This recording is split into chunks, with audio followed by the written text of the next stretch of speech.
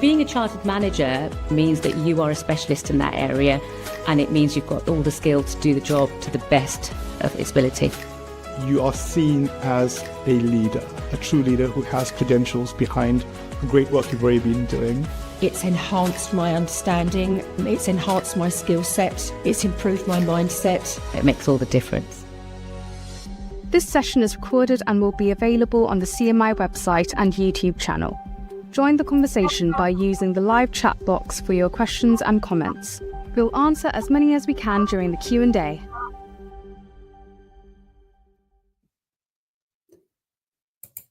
Good morning, good afternoon, or good evening, wherever you are joining us from. A heartfelt welcome from myself, Will Cass. I'm the events lead for the West Mids and Northwest Regional Board of the Chartered Management Institute. So taking management issues from the CMI and discussing them widely with our members and wider interested parties and friends. Great to see you all today for our exciting conversation with Andy Burnham. It's a particularly interesting and topical conversation, really, when we think about the world of work and the context in which we work in here in the Northwest. The world is truly volatile at the moment. We see stock market prices going up and down. We have tariffs. We have the advent of AI. We have different responses to that. There are so many different situations around the world that managers and leaders within businesses have to respond to. And with all of that, and within all of that, life, of course, continues to go on for us here.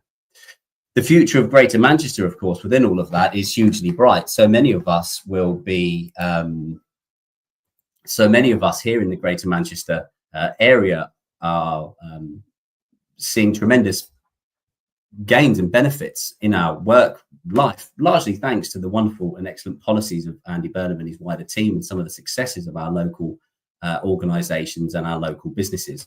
Today, we'll discuss that in a two-part digital event that brings Andy Burnham, the Mayor of Greater Manchester, and Anne Francke, the OBE and CEO of the Chartered Management Institute, together to discuss how we can unlock the full potential of our thriving region. Having Andy with us, of course, is a huge honour.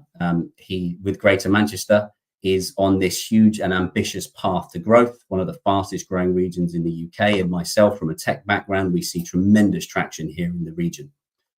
We will start today's conversation then with a conversation between Andy Burnham and Anne Francke, and we will then be joined by a number of regional leaders to understand and hear their responses to the conversations had between Andy and Francke.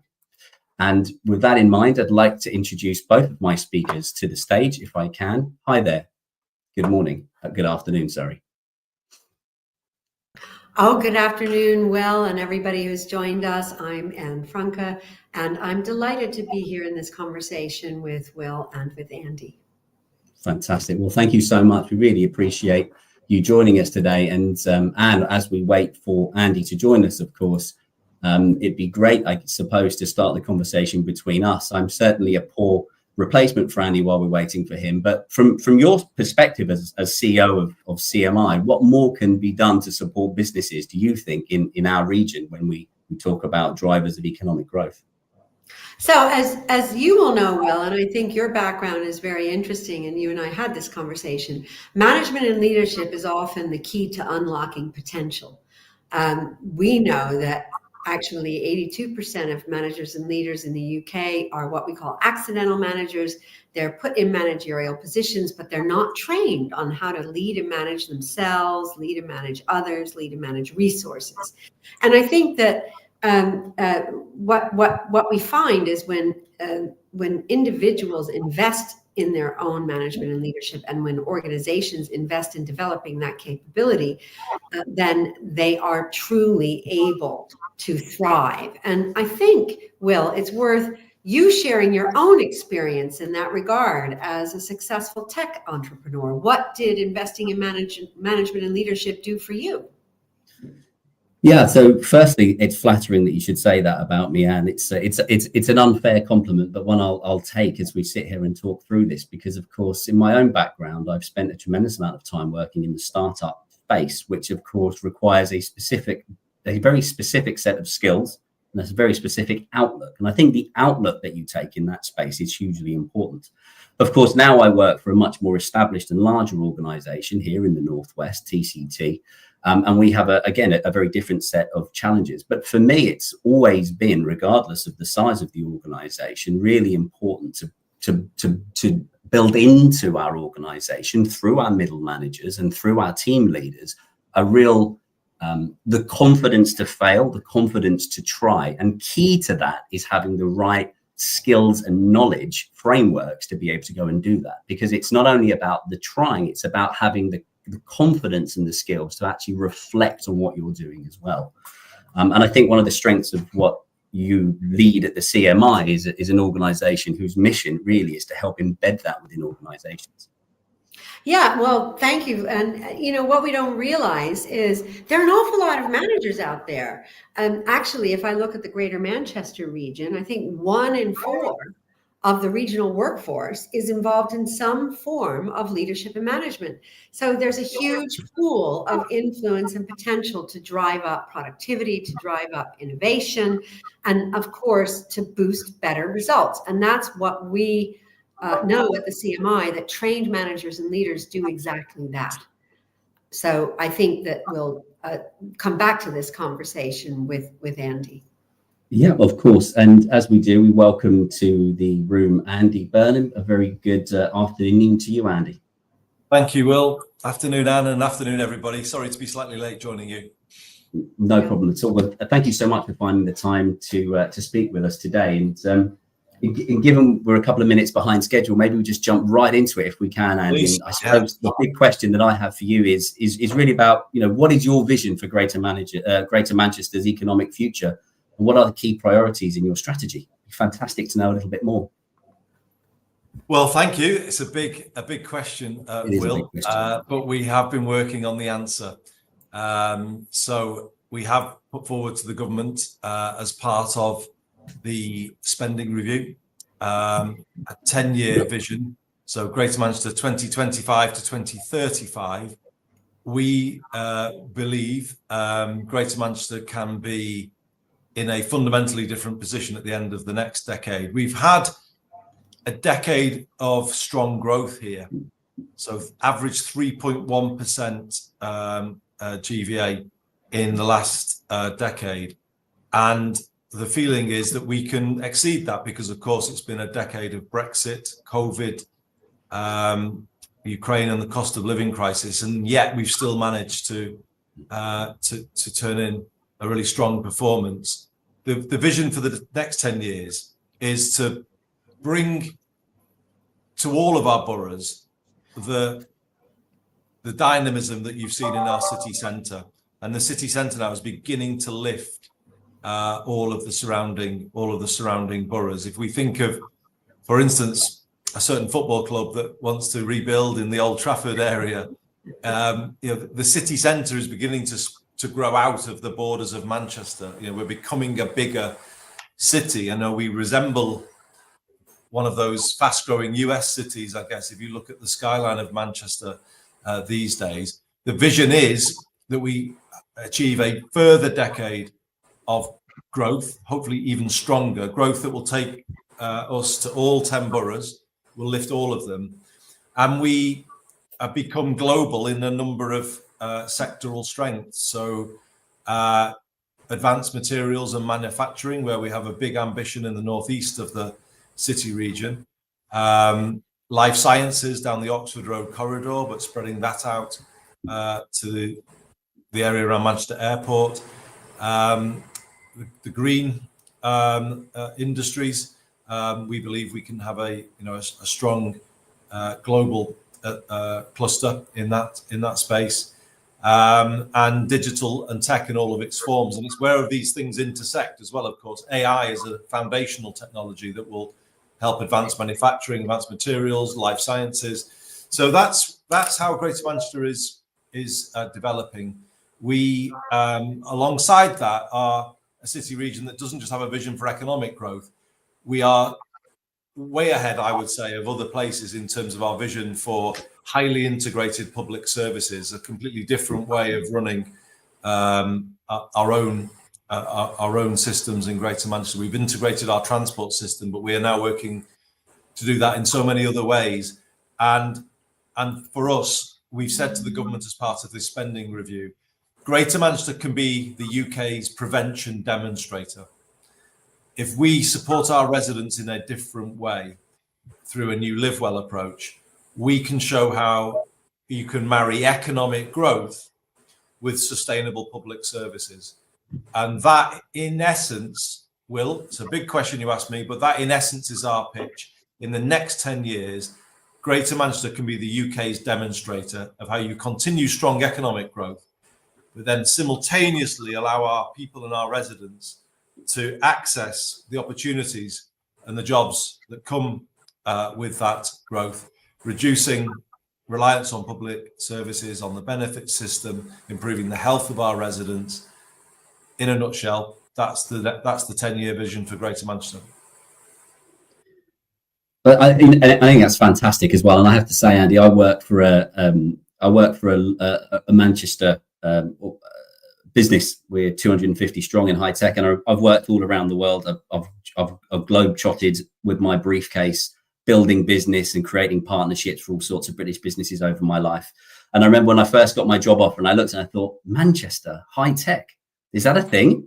Is that a thing? Do I want to do Manchester or perhaps Singapore? But in fact, it's been incredible, right? The last 4 or 5 months, the infrastructure, the people, the attitude. And I think really that's key, right? Because it's attitude that wins a lot of the time. And so it's been a fantastic experience so far. So even as a Southerner, I still have to fly the flag for Manchester. Well, that's wonderful, obviously, for us to hear that, Will. But we know we're still work in progress, and we know, we've got to work hard to improve what we do in every way and lift ourselves up. But I think the last decade here has shown that we can deliver, we can do it, and I think you can feel the energy when you come to the city. But I think one of the ways in which we're winning at the moment is in terms of talent. So we are a dynamic city. We are the home of 24-hour party people, for those who remember the Hacienda days. We're obviously a place that's got a great offer in terms of sport and music and everything. And what I hear whenever I talk to investors around the world is they want access to the talent. And it just so happens that people in their 20s or 30s all of a sudden can come to Manchester and some might say access an even better nighttime economy and vibrant city with all of it's got to offer, but have a standard of living that is way above what they could experience in a one-bed flat at the end of the Piccadilly line in Zone 6. So I think that's part of why we're succeeding at the moment. And I don't know, Anne, whether, because you nodded when I mentioned a sort of one of those mid-ranking US cities, and we're sort of, because we've just signed a sister city agreement with Austin, Texas, and we see the strongest of parallels between their journey and ours.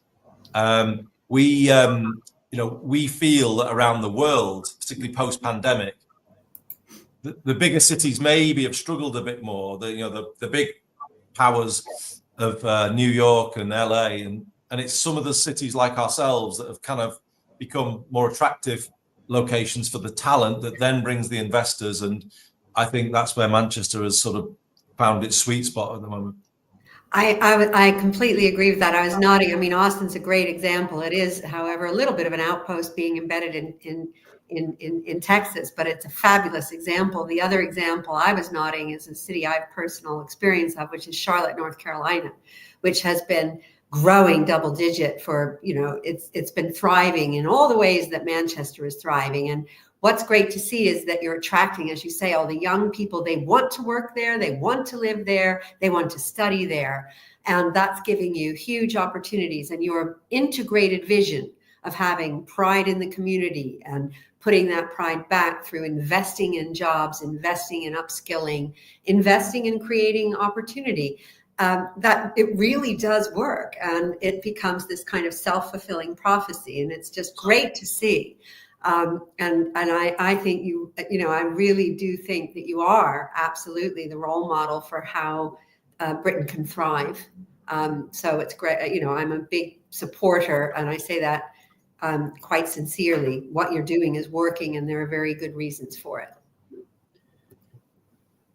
Well, that's great for us to hear. And Charlotte actually is another place that we visited in the last year or two, because again we see those parallels as well. And I think this is where we are, aren't we, in terms of the global economy. Cities and businesses are in the battle for talent, aren't they? And it's when you can work together on that, and then really improve what we all do together as a place to attract that talent. The way I describe it, Will, the reason why I think we can go even further in the next decade. I mean, I'm of the generation that came back to Manchester from university in the early 90s, and having sent thousands of CVs off, in the end had to admit defeat, and to go on in life I had to go south. And that was the reality for my generation growing up in the Northwest. The thing is, about 30 years on from the early 90s, that is no longer the reality for a young person growing up in Greater Manchester. You can stay and not suffer a career detriment. You can stay and find an opportunity to put you on a path to a really, well-paid, rewarding career. And that's the generational change that leaders before me brought about. They led Manchester to this point. Hopefully I've been building on it in the last 8 years now. I've been the mayor, but there is still something that we've got to break through, which is therefore our new chapter in this to achieve the 10-year vision where we started. And it's this: at the moment, kids growing up in our 10 boroughs will be able to see the skyscrapers of Manchester from their bedroom window, but they will not have a feeling that there is a path for them to those places, and they will not have a sense of knowing what goes on in those places and that they could belong there. And for us, a massive part of the next decade is giving them that path, giving them a clear line of sight to the organizations that are members of this fantastic chartered institute, your members who are based in our city, knowing what they offer, giving them visibility of the jobs that they have, and then a clear path that probably is more likely to be the non-university route. Because, for me, that's something that, we need to correct using the devolution we have here in Greater Manchester. We have had too much focus in the last few decades on the university route. We haven't done enough, I don't think, to create the technical paths for young people into good careers. And we are making it really plain that is a big part of the next decade in Greater Manchester. We want an education system based on 2 equal routes at 14, one academic and one technical, and we want to work with big players in our city region to help build those opportunities.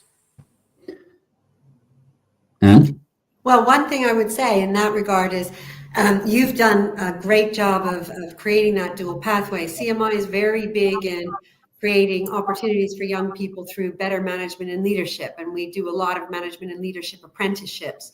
And we've done some work that shows that actually, if you could increase those apprenticeships in the Greater Manchester area, you could add cumulatively up to 88 million per annum by the end of the decade. And some of the stats of the people that go on those apprenticeships are amazing. 71% have parents that didn't go to university. They over-index on gender and ethnicity versus the norm in management and leadership. And they're vital for some of the areas you want to target, like health and social care and green skills and construction. So we completely agree with you that to give people progression and access to opportunity, it isn't only the technical skills, they're very important, but it's the management and leadership skills to unlock the impact of the technical skills that are so important. And we absolutely want to work with you on driving that forward. I'll take that offer from you, Anne, because I absolutely agree with every word you've just said. So the plan is for the Greater Manchester Baccalaureate. So that will be our system that will offer technical pathways from 14 through 16, and then onwards into apprenticeships, degree apprenticeships. All based on the line of sight to the jobs where that will take you. So we are working very hard to give them visibility of the modern economy, because sometimes they can hear very outdated things from their parents or teachers. So that's all part of it. But we do know there is a real need for the life skills that sit around that, and as you say, the leadership skills. So we would love to work with the Chartered Institute on that, to see whether we could bring that component to the Greater Manchester Baccalaureate, because I think there's been an employability in its widest sense, I think, has been under prioritized by the curriculum, the education curriculum in England, and we are working hard to find ways of bringing that very much to the fore in the Greater Manchester Baccalaureate. We can definitely help you with that. And we know that your own research shows that actually employers say 2 of their most in-demand skills, 9 out of 10 are saying it's management and communication. And for example, our chartered manager, which is a pathway or foundation chartered manager, and Will knows this because he's a chartered manager, actually those chartered managers improve their self-awareness, their self-confidence. They add about £59,000 a year to their employers, about £20,000 a year to the GVA, and it's the public sector as well as private sector. So it's a great opportunity to do exactly what you want to do. And I'd absolutely love to pick that up with you. So could I make a specific suggestion there? If this is something that might be the thing that we could work on together. I'm a big believer in work shadowing rather than traditional work experience, because a young person comes into an office and sits in the corner and feels a bit awkward for 2 weeks and doesn't necessarily lift aspirations in the way that you would hope that they would. However, as mayor, I offer work shadowing every week, and what that is the chance for a young person to be with me all day, and without any pressure, just ask questions when they want to observe and to feel what the space is like that I'm in. And I think Chartered Management Institute could work with us, with your individuals within your organization who might be prepared to work with us on a massive expansion of a shadowing scheme, because you've got to feel yourself in that space before you believe you can be a manager or a leader, and I think there's such an important kind of barrier we need to remove from a lot of our young people. What I find is the shadowing really does that, because it delivers experience of the workplace and decision making in the right way, in a way that they can feel comfortable with. So that's just absolutely. And I'm sure the people on this panel, like Will and the Greater Manchester Airport and INPD, all of whom work with us and all of whom are great employers in your region, would be delighted to do that. I see some names that I know already, and I know many of them. And moreover, we work with so many of your local institutions to help train up young people, and we could tap into them and marry up, as you say, and provide that work experience. And what I would suggest is we make that even more sticky by saying, okay, let's give them something at the end of that puts them on some kind of pathway to improving their own management and leadership skills. So it doesn't end at the end of the day with Andy, or Bill or whoever it is, that they actually take something back with them that inspires them to keep going and keep bettering themselves. And as we go through this journey, and both of you together are writing a great story of how the CMI and the Greater Manchester area can really start coming together. One of the things I think as you talk through this is my own experience in startups or smaller organizations. We talked about the modern economy or in the modern city, and a lot of that is about those small networked organizations and businesses that thrive in the engagement and partnership with lots of other small businesses. It's the network economy of little organizations that bring tremendous amounts of innovation, new ideas, courage to our marketplace. The word courage in the marketplace is really what drives things forward. It isn't always the larger organizations that have the courage to change the way people work. It's often the smaller ones that ultimately might get bought by the bigger ones at some point. But it's those organizations that we also want to be able to tap into as well. And as we go through the conversation, and there seems to be a story we're starting to tell here, I suppose my mind goes to the other business leaders, educators that are listening to us have this conversation today. And it's perhaps a question for both of you. If you could call on business leaders, educators, or even the government to take a key action towards what we're talking about today, what would that action be, Anne? Well, it's kind of exactly what we've been talking about. I think what we need is a long-term joined up skills partnership for Greater Manchester that actually brings together employers, educators, training providers, and gives them access to management and leadership development pathways as a core part of the regional skills plan. And yes, I would say targeting young people is critical, but it's also targeting some of those other people that might want to see better opportunities and might not be achieving their full potential. It goes back, Andy, to your vision of saying, if you can get people to invest in themselves, to get into work, to live better, to improve their health, to improve their economic situation, there's a real virtuous circle to be had. So I think that joined up coalition, which you said you saw in places like Austin and Charlotte, and you've started to bring to Manchester, that place-based joined up sense of pride is a wonderful place to start. Fantastic encouragement for us, Anne, to hear you talking those terms. That's exactly what we're trying to do. So I've been in Westminster this week, putting my plans for the spending review on the table. So I put the 10-year growth plan on the table to the government, Will, and I'm hoping they'll back that. That's obviously regeneration and investment funding, but it's the people plan alongside that.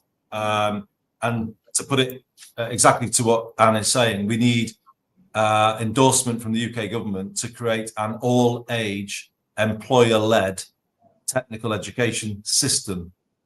And that would be the first time anywhere in this country has truly, cracked technical education. It's always been the poor relation here, and we're determined it won't be that. And the thing is, and I was picking up on the point you were making about startups working together and, those partnerships. I think the cities that will succeed in the future are going to be cities that are highly networked. Mm-hmm. So network cities within the private sector, between the private sector and the public sector, network with academia, with community and voluntary organisations. And I am confident in saying to you that Greater Manchester is the most highly networked city region in the UK. It's more collaborative than it's competitive. And I think the 21st century economy is more working in that way rather than in a fragmented, isolated way. And that's not to say there's always a role for competition. Of course there is. But I think highly networked cities and city regions will be the ones that succeed, because in the 21st century economy, it's going to be a mix of big players, small players, universities, not-for-profit, all playing in the mix together and finding the solutions that we're going to need, certainly in the green economy and other places too. So I think Manchester does offer that ecosystem, and hopefully, I think I've persuaded them down in government. I'm hoping for, a good result where Greater Manchester is designated the UK's prevention demonstrator, a place that is still going for growth, but doing the massive public service reform to support people's access to that growth. And that's where we are at the moment. And I think that is, again, a great thing to do. And my only ask would be, you mentioned, and it's absolutely essential, the technical education pathways, but don't forget the importance of those life skills. We've got to inject the ability to lead and manage yourself and others and resources into all of that. I'll do more than not forget it, and I'm going to ask you to come in and sort it out for us. So, that would be. I've had a real win off this call today. And it sounds like it, absolutely. Honor for us, and we have great people as well, like Will and those that are joining us on the panel that can help. They're great. You know what though? It's a serious point though for the kids who can see those skyscrapers, as I said before, but can't see themselves working there. If you could do something with us to put it in their sort of heart that they could be a leader or a manager one day. You know, that's a massive thing. But we're ready for that, because one of our risks going forward is that we have too many vacancies and we don't bring through those leaders, and the growth falters as a result of that. So this is really our next mission, really, and it'd be great to work with you on it. Fantastic. Well, one of my great life skills is timing, and I'm afraid our timing is up. Not one of mine, Will, as you may have noticed. Nor mine, but I thought it was a great segue into the next stage. And from our perspective, we appreciate how busy you are, Andy. Thank you so much for joining us. And it sounds like it will be the beginning of a much longer conversation between you and Anne. So again, thank you so much, Andy. Oh, thanks to you both, and thanks everybody listening. It's been a great conversation, and wonderful to join you all this afternoon. Thank you so much. Great. We'll be in touch. Thank you, Anne. Bye. Fantastic, Anne. That's a great start to today's conversation. And as we move into the second part of today's session, which I would like to introduce our panelists for. Today we have Dr. Sally Penny, MBE and CCMI. She's a barrister and founder of Women in Law UK. We have Dave Hall, who is the Chief Executive of In Professional Development, INPD. And we have Adam Finch, who is Group Talent and Development Manager for Manchester Airport Group. To all of you, I say a very warm quite literally warm good afternoon. Good afternoon. Afternoon. Very rare indeed to be having a conversation on such a sunny day in Manchester, or indeed anywhere in the UK. So I hope you are finding time to enjoy that. And of course, as our panelist of experts and folk who are doing the hiring, the training, the aspiration building within your own organizations, the first thing we'd like to do today is really open up to any comments or thoughts that you might have on what you heard just now. And I guess, Dave, you look down there at your paper. I think that's you looking at something you may have written that you're about to share, sir. Yes, thanks, Will. I wrote quite a lot of notes. There's quite a lot I could probably talk about, so I'll try and keep it brief and just keep it to a few points to let the others pass comment. I mean, there was a lot of interesting points that Andy raised, and I mean, it's really interesting to hear about the economic vision and the fact that we've had so much growth over the past 10 years and how he sees the next 10 years looking. And I know we talked to you, Anne, about the youth and the youth looking up at those skyscrapers and saying that we need to make sure there's not a disconnect. And I think you were really important at raising the point that is crucial. We need to make sure that we develop that young talent into the workspace. What I'm really concerned with is that there's people already in the workplace. And what we need to be doing is supporting these people to make sure that they don't feel it's disconnected, that this growth is going on in their city region, but actually those opportunities are opening up to them. And to do that, and as that world changes and as the business and landscape changes, so the skills requirement change. And we need to make sure that the workforce that are already in place have the skill set to access that opportunity. And that's people in work today, here now. I think you talked about, Anne, I think it's 82% of people are accidental managers. Well, you know, if we're really talking about economic growth, we need to talk about productivity. And are we really expecting those managers to be the best at what they can do if they're accidental managers and they're not supportive of their skills development? And if we can improve them and make them better managers, then that productivity will grow, that economic growth will improve. And importantly, some of those opportunities as the city grows and as the wider city region grows, will be opened up to the existing workforce.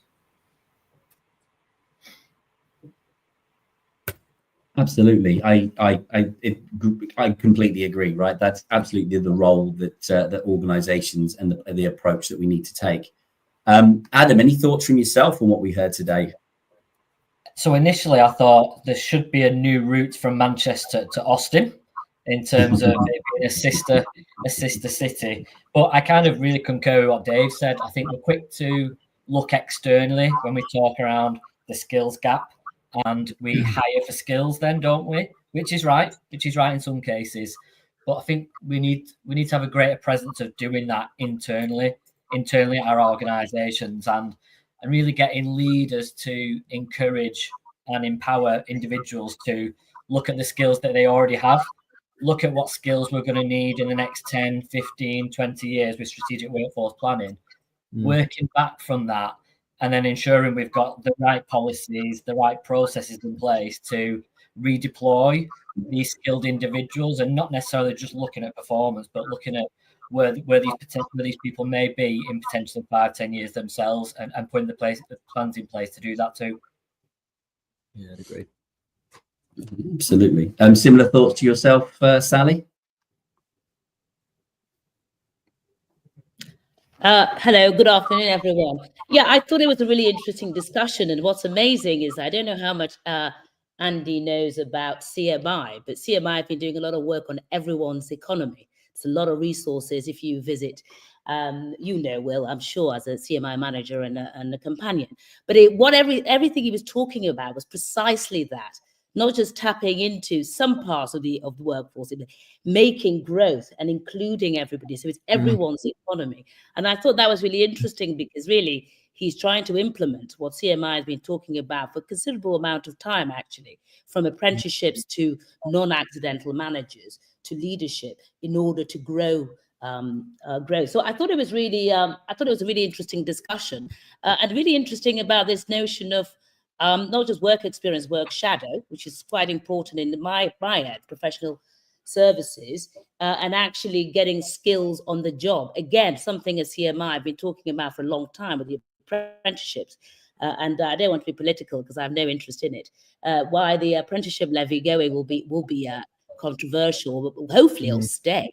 But I'll leave Anne, who knows more about that. But actually tapping into not just what we know professionally in the skill set, professional services, because the economy, of course, is a service economy. We've moved away from manufacturing, but everyone's economy, and tapping into the variety of skills. So I thought it was an interesting, and I'm looking forward to CMI getting more involved in the Greater Manchester Development Baccalaureate, or whatever it was he was talking about. But the focus on skills is so crucial, because really we all need growth. We know Greater Manchester is the only area of the economy growing.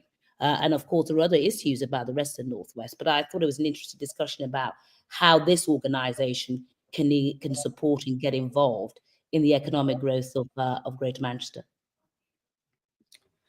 Yeah, just to jump in as well, I did think it was quite interesting when he was talking about the future 10 years, about making sure that the wider boroughs benefit economically from that growth, rather than that growth being concentrated in the city centre. And I think that's really, really important point here, because a lot of us, I mean, I'm based in the Wigan Borough, but a lot of us outside of that city centre don't necessarily see and feel that economic impact as much as the people potentially should. So I think it was really positive to hear that. How are they going to support that spread of that economic benefit and those economic opportunities outside of the city centre? What I would say to that, and what I think they need to be really mindful of, and I know Manchester's looking at this and is quite proactive, like with the B network, but it's the connectivity of talent, it's the connectivity of the region, and making sure that talent can move quite freely amongst those areas. You know, as an employer in the Wigan area, we've only very recently had somebody reject a job because the commute was so difficult, and it was much easier, and they took a role right in the city centre of Manchester. That has to be part of that Greater Manchester strategy, is to make sure that talent can move more freely around, and that will unlock other regions to benefit better from economic growth, and it not just be centralised in the city centre.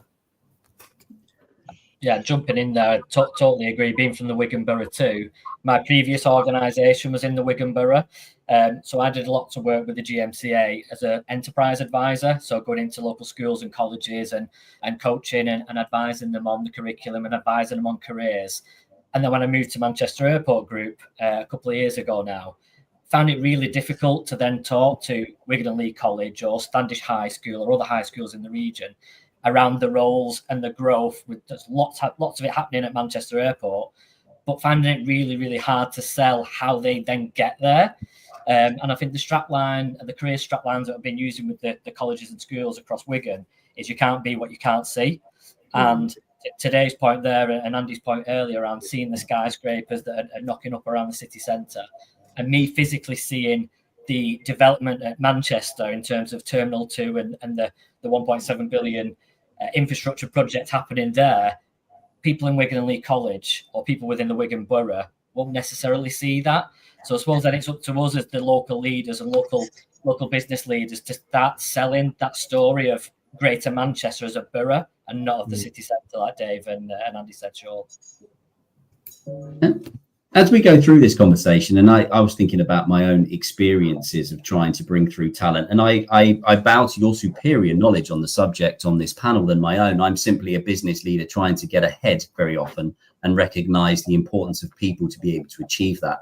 But we talk a great deal about the centre of Manchester. We talk about the skyscrapers. We talk about a lot of different areas. But in high tech, I think one of the challenges is a lot of the time people work from home. A lot of the time there's no one in the office to shadow.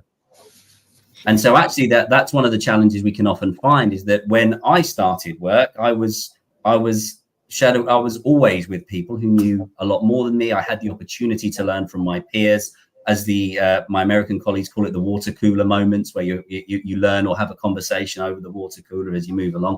Maybe it's called a cup of tea moment here, I don't know, but the same principle is there, where we learn by being on site. And increasingly we find that those moments where we're all on site together, certainly in high tech, is becoming more and more infrequent. And one of the challenges we have in my sector then is actually some of these life skills, or some of these softer skills around communication, some of that learning that you can get when you're with other people happens so infrequently.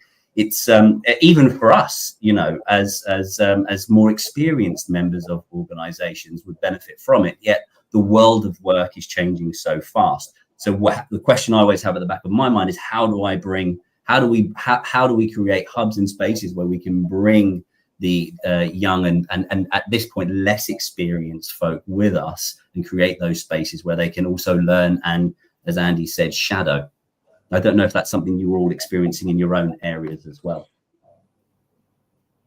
So one thing I would say that I think is possible, and you know, he was getting at this, is that, for example, you all represent employers of a different nature. You're all very different employers, right? And you're all located. I don't think any of you are in a skyscraper in the city center. Correct me if I'm wrong. So you have different locations and different professions.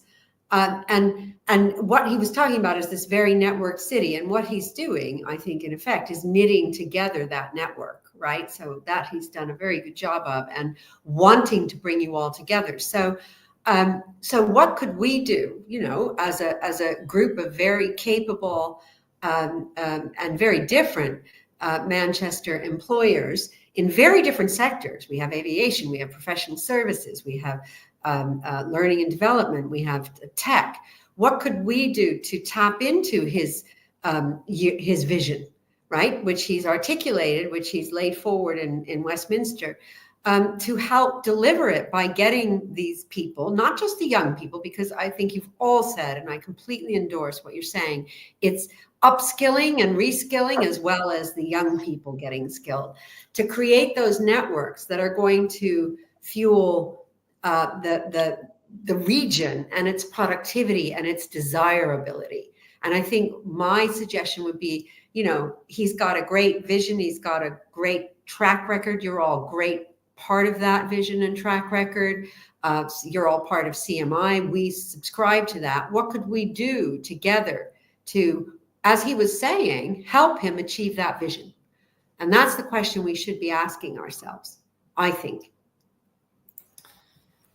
Yeah, I think it's a really valid question, and you know, I think he touched on this as well, that Greater Manchester, in terms of its networked institutions and organisations, is better than other regions in the UK, and you know, I'm sure Adam and Manchester is well connected with a lot of the initiatives that go on in Greater Manchester, but there's a lot of good partnerships and discussions that Andy and his team and the Greater Manchester region have been building and working on already. But there is a lot more that we could do rather than being spectators and passing comment. And I think, you know, as a training provider and as somebody who's working with senior leaders day in, day out on their teams, for us, I think it's really important that we use that knowledge that we gain from industry and help feed that back into decision making and policy making. We see firsthand, speaking to employers, speaking to senior leaders, speaking to business owners, some of the challenges that they face and some of the challenges that they're preparing for, and the skills gaps within their businesses and their industries. And it's how can we then pass that information on in a joined up way, so those decisions that are being made and initiatives that are being implemented incorporate that in a much more joined up way and not left to just a few small voices, that everybody gets to influence those decisions and those initiatives for the benefit of the region.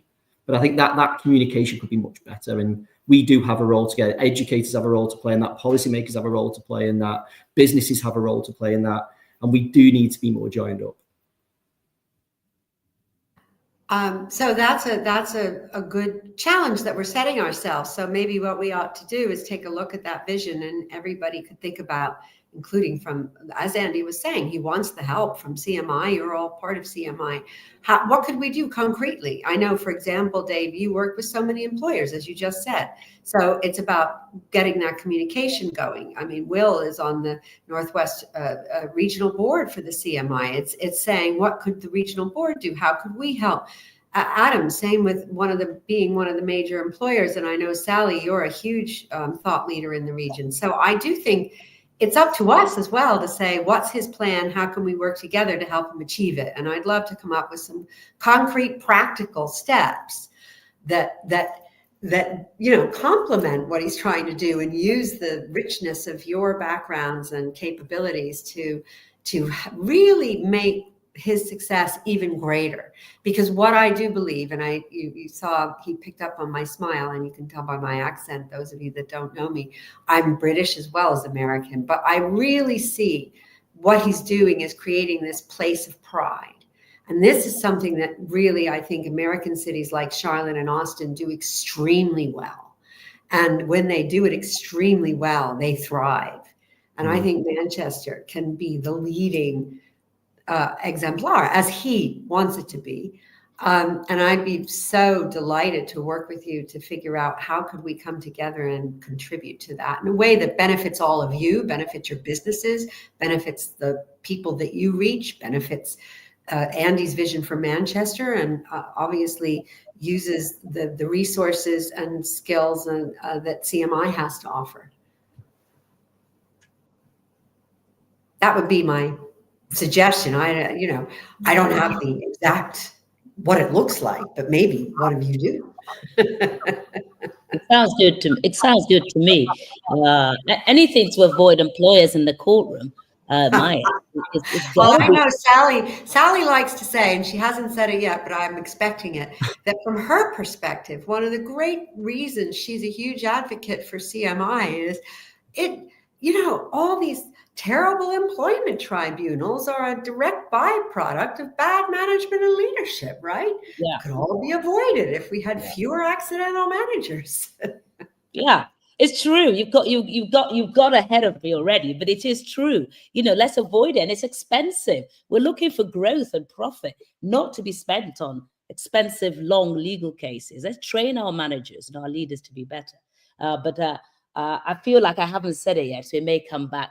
Yeah, just on the point that Will was making about getting people communication and getting back to the office. And I think it is a crucial point, even in professional services where we're talking about the Tuesday, Wednesday, Thursday, getting everybody back in the office. Part of that reason and that drive, whatever one's view about it, is to improve this notion of communication, more connectivity, more community in those offices. But how do we achieve that in sectors like yours, Will, where actually it's so convenient, agile working, flexible working, whether it's, for various reasons, not just gender, which was always the old system of saying, offer it around. It's for everybody. How do we do that? And some of that is that when people are coming in, the water cooler moments, they've got to be in your offices for something.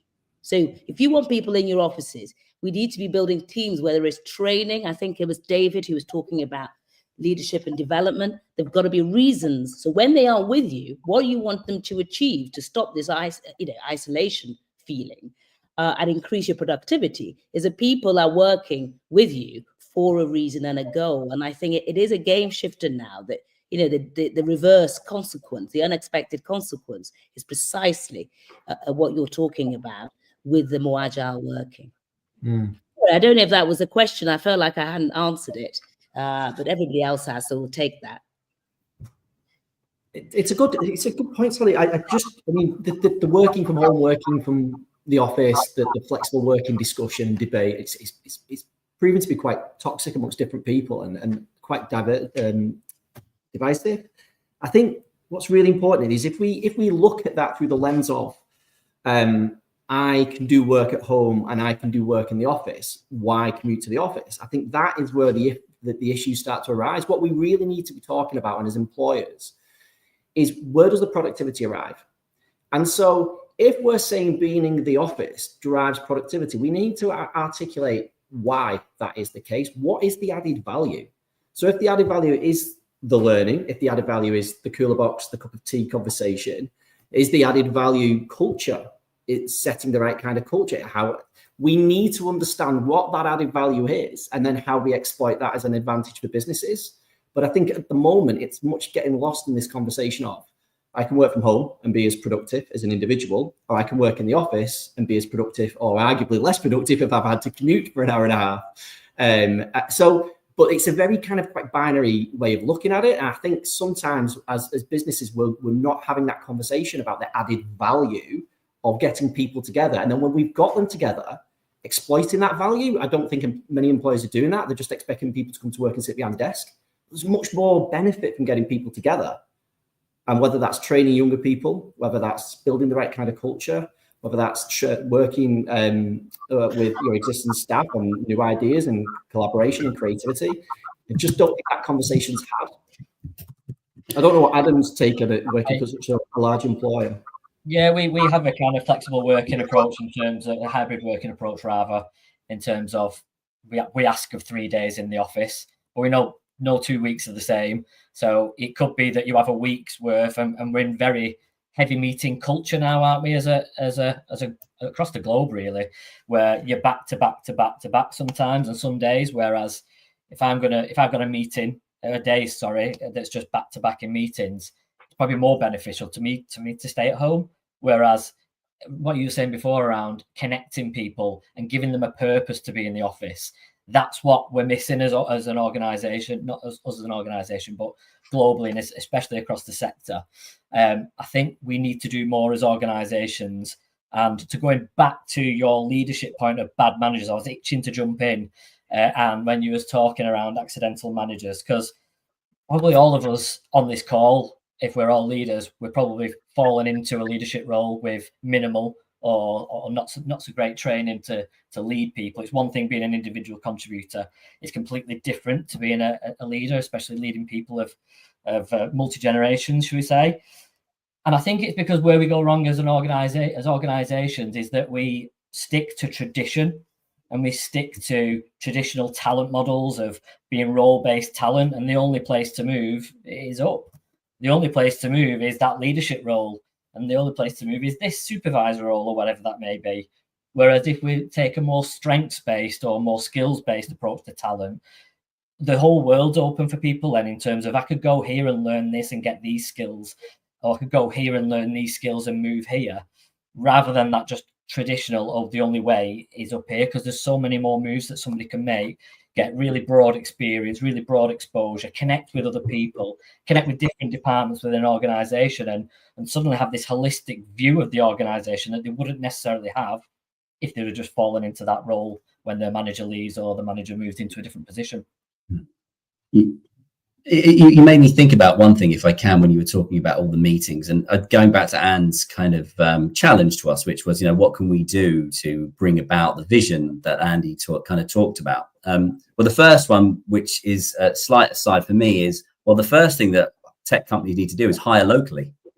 That's the first one, right? Because we can hire people anywhere. If you start hiring locally or in one location, suddenly you do have a concentration of people in one place. I know it's a wild idea in the 21st century, but hiring people, in the same place might be a really good place to start. And I say that as someone who takes a 2-hour and 20-minute journey from where I live up to the office in Skelmersdale, and to see the guys once a week for sure. The other thing I think we can do as well, and it's again, I think it's kind of an easy one. I exercise it, not always making me most popular, but let's empower those people who work with us and for us to use the word no. It's a really good word when you get put on back to back meetings that you don't need to be on. And so one of the questions I think we need to sometimes free ourselves up and say, do you know what, even though my boss did ask me to be on that, do I need to be? It's not that I want to sit back and check the West Ham score. It's actually that I might have something more effective to do. So actually really empowering people to go ahead and do their job with the word no. If I'm in a meeting for more than 15 or 20 minutes and think, well, there's nothing, I'm not contributing to this, and they're not contributing to my outcomes, maybe I'm just going to drop off this call. Now, I really want to support that, Will, and a number of things that you've all said. So empowering people to say no to meetings. You should always ask 3 questions before every meeting. Why do we need this meeting? What's the expected outcome and action and its impact of this meeting? And then, given that, who needs to be in this meeting? And what is their contribution? And if you ask those 3 questions before every meeting, you'd probably not have over half of them. And I think you're absolutely right, empowering people, and we do this. I do this at CMI, but I encourage others to. Exactly as you said, Will, if you're there for 10 minutes and you're thinking, why am I here? You just say, sorry, I'm going to drop off. I'll catch up. I'll get a debrief. And I think that's so important. Hiring locally is also very important. Now, what I would say is and what we advocate at CMI, hybrid working is a good thing done well. And it's what you've all been saying. We don't need to rock up to the office just to go from meeting to meeting to meeting. As Adam said, well, if that's going to be the case, I'm probably better off at home. But if every day looks like that, then you're not being very productive. So what home working is good for is deep thinking. It's to quietly manage that project or think about that strategy or plan that you need to do in deep thinking on your own. That's great. Home working works in that regard. But what it isn't good for is collaborating, sparking off each other, cooperation, development, innovation. Those things are so much more productive when they're done in person, and yet we don't, as employers, organize our folks around that. So why bring them into the office after a 2.5-hour commute to sit on a Zoom screen all day? That's ridiculous. So plan. It's that more proactive management and leadership approach that says, how do we get the most out of our people? And that's what we advocate at CMI. That's what we teach people. And yet a lot of us just don't do that because we've fallen into those traditional habits. And I think, again, Adam, what you said about just reverting to traditional hierarchies and habits, that's wrong. And one of the big mistakes that happens when you do that is you hire people, heaven forfend, that look just like you and have the same strengths. Those are the worst teams. You have to hire people that have strengths that you don't have deliberately, right? And don't look like you, because that's how you're going to get the best decisions. And that gets to Sally's point about the everyone economy. That is going to make you be a more inclusive leader, and you're going to make better decisions. Absolutely. Any final points or comments on what Anne said before we move to the Q&A section of today's conversation? Only one point. Sorry, Adam. Sally, go ahead. No, go on. I can go last, if anything. Mine was only jovial to say, I think I'd rather be on a back-to-back day than look at West Ham scores, Will, but that's just my personal view. Me and you both. That's why I spent 2.5 hours in the car, Adam. Well, I think Anne is a Brentwood supporter, actually, a Brentford supporter. I'm a blue up north, I'm afraid, Man City. All I was going to say was that the Productivity Institute, which has a forum and part of it, covers a lot of what Anne was talking about. What is productivity? Are staff being productive by purely coming into offices 3 days a week? Where is the productivity? And looking at that going forward for businesses as an attempt to growth. And as one would expect, the Productivity Institute is an organisation based at Manchester Business School, and they hold lots of executive courses, but they're in partnership with several other universities, including University of Cambridge. So everything that we've been talking about actually is covered brilliantly by that institution. I think it's really important for Manchester to be tapping into that forum. And we're talking about networks and communities, what I use. I think is happening. And I think for organizations like Will, Adams, Davis, where people are thinking about how to avoid that original cultural, there are organizations out there, in addition, of course, to our own CMI. That's all I was going to say, Will. Yeah, just add to that. I think just touching on the productivity aspect, I really do think that if we're talking about growth in Greater Manchester, there needs to be that constant focus on productivity.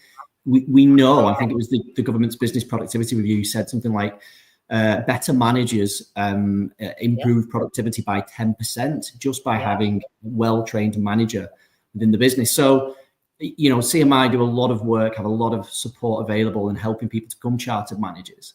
Yeah. And I do think that focus on better managers, Anne touched on the point about 82% being accidental, that focus on how we develop that middle manager level will improve productivity and move the dial. If we do that, we talked about the breadth of types of businesses in Greater Manchester, small, medium, larger businesses.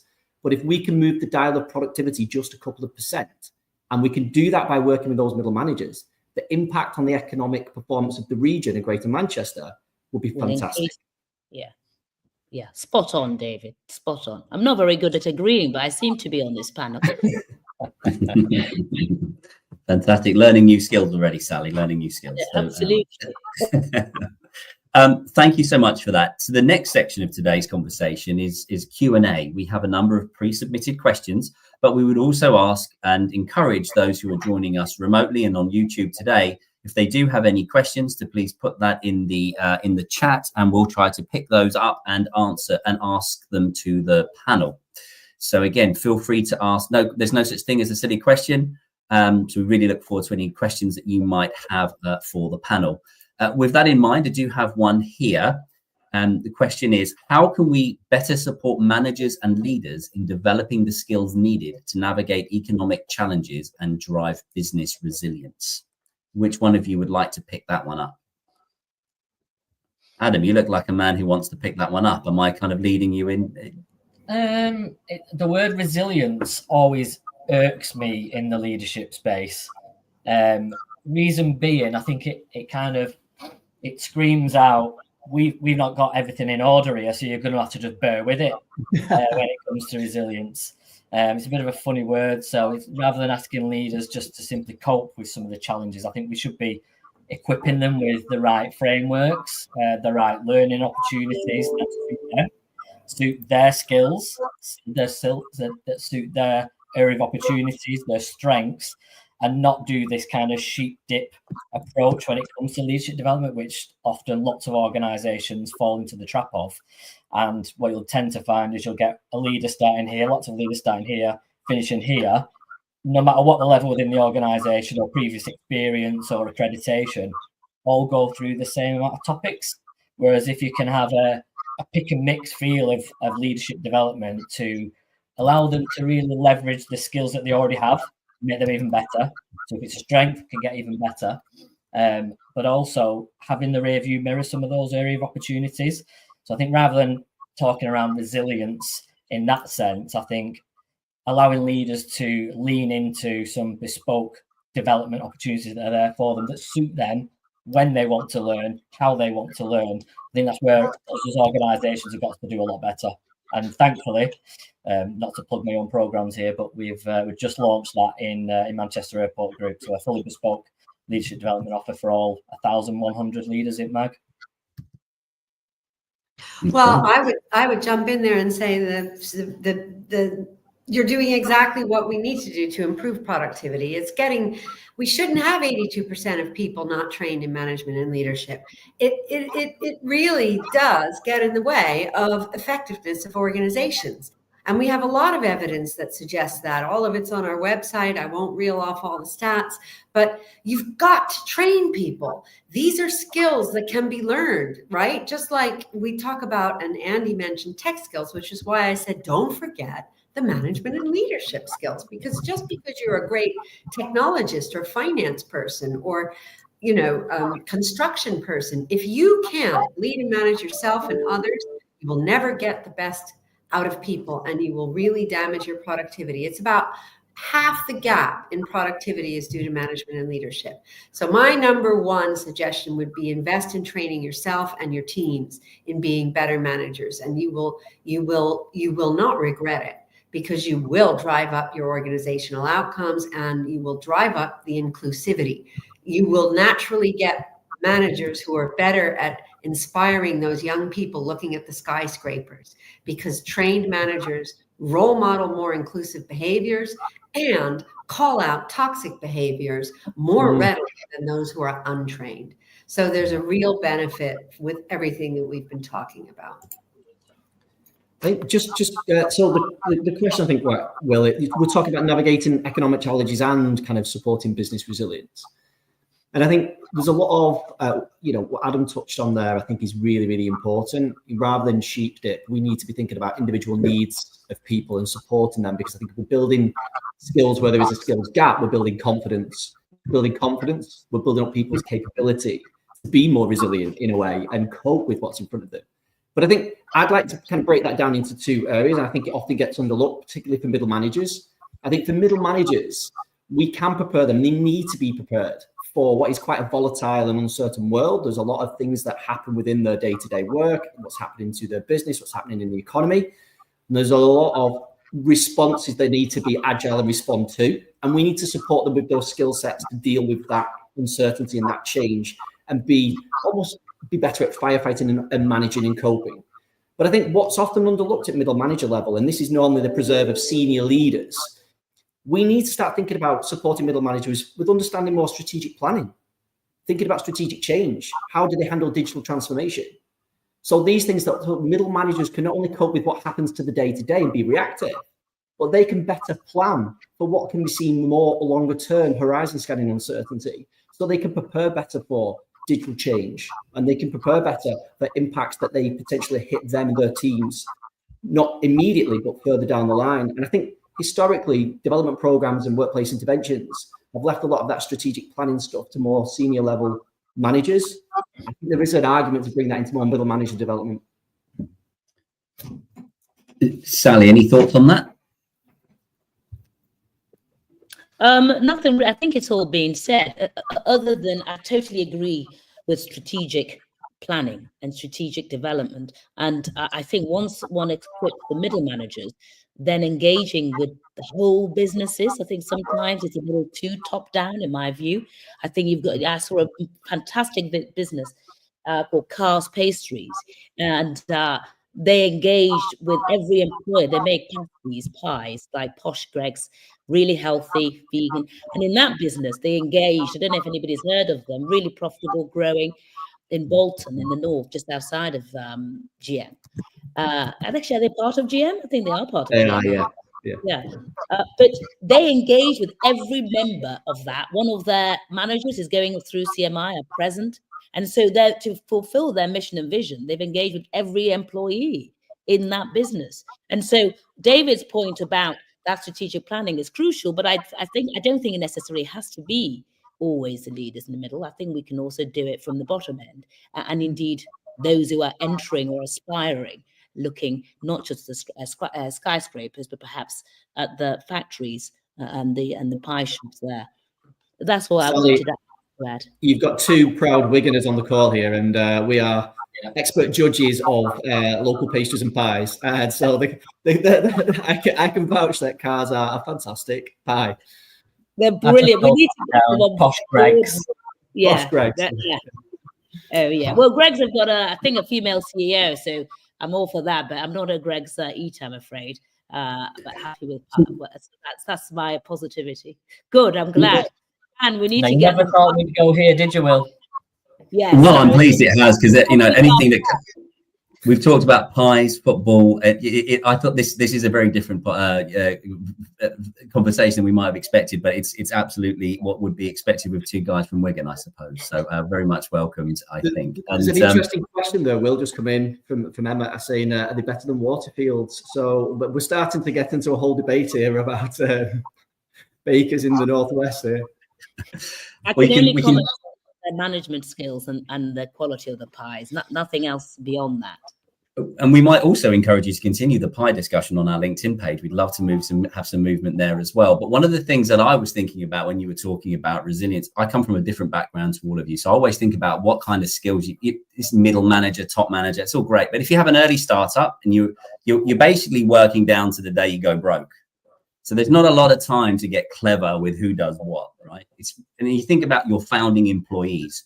What is that group? And it's a group of people who absolutely have a lot of known unknowns. You'll have a lot of those. You have a lot of unknown unknowns, but known unknowns. So it's incredibly volatile. The chances of winning are incredibly small. What are we going to do to maximize the chances of us winning and still have a degree of sanity at the other end, right? And so I think there's a couple of things that we need to do there. The first one is to really encourage iterative thinking. Don't over plan for a horizon you don't know is going to come, because you're going to go broke before that horizon even manifests. And there's a paralysis through analysis that we can't afford. So how do we have the courage to iterate our way through the decisions? When we iterate, we become a lot more flexible. And that's kind of this agile story is what we hear through a lot of different organizations. The other thing I think that's really important to do is not to aspire for success, but actually to encourage to fail, because actually 99.9% of what we do is failure. So let's talk about failure. It's a lot more important to understand how you handle failure. One tech startup goes down, it's okay. We'll cry, have a G&T, and then we'll go for the next one. And then that one goes down, we go to the next one. And we see, this is another way of, by the way, seeding skills, experience, and resilience across a region and across an area. But that, I think, is how we start to build resiliency within the folk who are going to start leading in these kind of much more flatter, everyone has to take responsibility, we're founding employees way. Because if we don't take that approach, we take a big business approach to that kind of startup environment, the chances of us winning become even slimmer. That's from my experience. I want to completely agree with what you said, Will. The key to building resilience is to encourage people to fail. Again, this is in particular importance perhaps for people like women who are maybe taught from an early age that they shouldn't do that. They should always know the answer. But building resilience, we learn from failure. Win big, fail cheap. And actually, I spent my formative years at P&G, and one of my sponsors and mentors there was the CEO, and he said if 2/3 of his initiatives weren't failing, he wasn't taking enough risk. We have to fail. And that is an integral part of learning how to succeed and learning how to develop. So again, it's a very, very important point that you're making. And again, that means challenging some of these traditional notions about, oh, well, if you're a leader, you know all the answers and you never make a mistake. That's completely false. You make lots of mistakes and you talk about them and you say, here's what I learned. Because you're role modeling. It's what Adam said, you can't be what you can't see. Leaders that show that are going to be a lot more aspirational and inclusive than those who don't. Fantastic. Maybe time for another quick question as we go through. This one was from Michael. Some of the points that Andy Burnham made were very much for an urban context. Can we transfer to North Wales or to other regions which are more rural? Does the same logic still apply?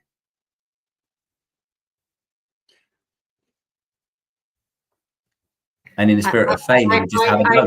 Well, I do know one thing is that in North Wales, most of the businesses in North Wales will be small businesses. Okay, so 99% of the businesses in the UK are small businesses, but they will be especially prevalent in North Wales. I do know that, and obviously, then there are fewer transport networks, etc.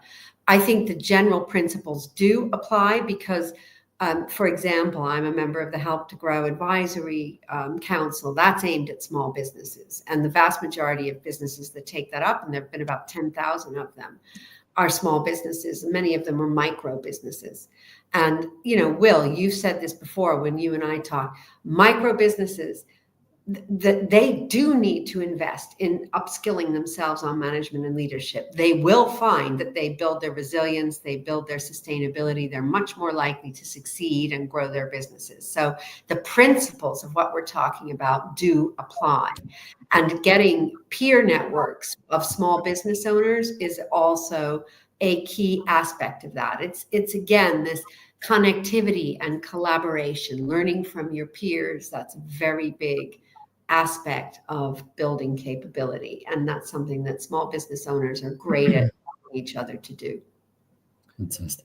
Yeah. Final comment, if we could, David. Maybe given that you're about to start, I'll give you the pleasure of being the last comment, if that's okay, because we're coming to the end of the conversation today. I was just going to echo a little bit what Anne said. You say actually in the rural setting, potentially more than anywhere else, the importance to be able to develop the individuals and the teams local to that employer is more important than anywhere else, right? Because the connectivity of those areas are not as good as some of the more urban areas. So there's much more pressure on making sure that skills development opportunity for local talent is there and it's in place, and that talent can progress as those companies grow. Because if it isn't, the talent will hold back the growth of the companies, and the growth of the companies will hold back the economic development of the area. So I think it's more important there than it is perhaps in more urban areas where talent is a little bit more light of thought and can move around. Fantastic. Well, I'm afraid that's us come to the top of the time that we have together. All that's really left for me to do at this point is to say thank you to Andy Burnham and Anne Francke, as well as our illustrious panel, for the conversation that we've had today. We very much like this to be the beginning, not the end of the conversation. And so, let's hope that we continue to, in this vein, both face to face, if we're going to keep with that thread, but also in any of our socials, or the CMI or West Mids Northwest Regional socials. Again, thanks very much. Do look out for our next events, and all the very best with your future endeavours, everyone. Thank you very much, and look forward to seeing you soon. Don't forget, as a CMI member, you can find the latest management and leadership insights at managers.org.uk. If you're not yet a member, join our community to discover CMI Confidence with on-demand resources, our network of mentors, and industry-leading accreditations.